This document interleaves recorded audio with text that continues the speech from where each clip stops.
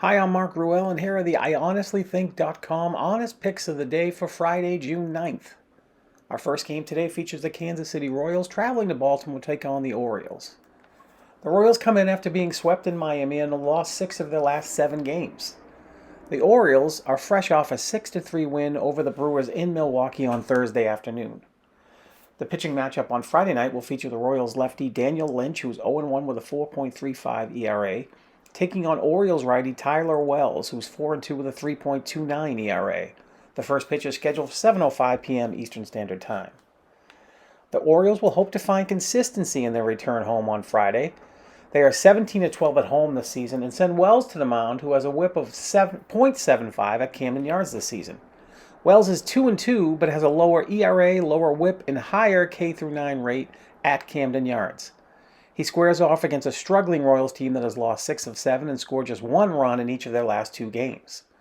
The Royals are also hitting just .225 against righties this season and only .223 on the road.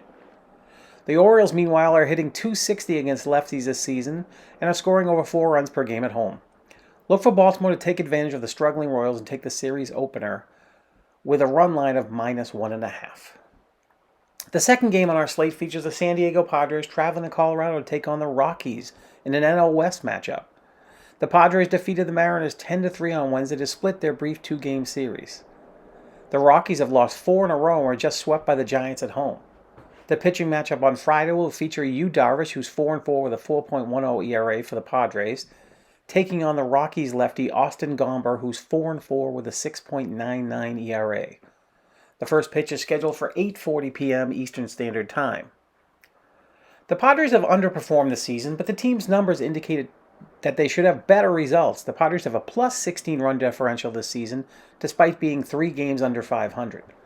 They have one of the best lineups on paper in all of baseball, and yet are just 24th in runs scored this season. Last year, prior to adding All-Star Juan Soto to their lineup, and without Fernando Tatis Jr., the Padres were just 1-6 at Coors Field. After Soto came to the Padres, they won 2 of their final 3 games in Colorado, averaging over 8 runs per game in those contests. This year, with both Soto and Tatis Jr. ready to go, I expect more of that type of offense from the Padres.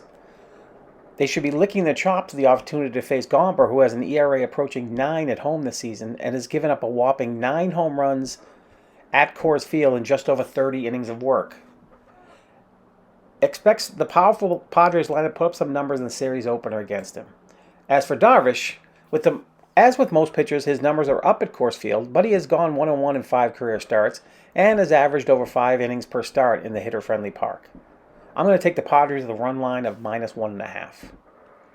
Remember, if you want a more in-depth view of my picks, including how I feel about the totals in each of these games, you can find them at winnersandwhiners.com. If you are interested in my premium picks, go to experts.winnersandwhiners.com/cappers/15. Both of those links can be found in the description below. My premium picks today will focus on Game 4 of the NBA Finals between the Nuggets and the Heat, and I also offer 2 bonus MLB games, Houston at Cleveland and Cincinnati at St. Louis. Keep in mind I've won 12 of my last 15 picks, my premium picks. I have 12 of 15 in my last premium picks. Check out winnersandwhiners.com for my picks for tomorrow's Belmont Stakes as well. I give you all my exotic bets, including my pick for the Superfecta. Remember, I had the winner at both Kentucky Derby and Preakness, as well as the Superfecta at the Derby and the Exacta at the Preakness. This video is brought to you by Toys.com. For over 20 years, Toys.com has been providing customers with all their toy and collectible needs. Be sure to check out this month's special featuring both WWE and AEW action figures.